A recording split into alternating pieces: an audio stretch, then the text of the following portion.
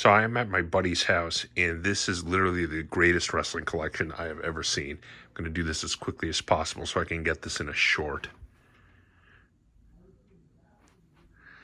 This whole NWO, WCW setup. I'm just going to pan back here.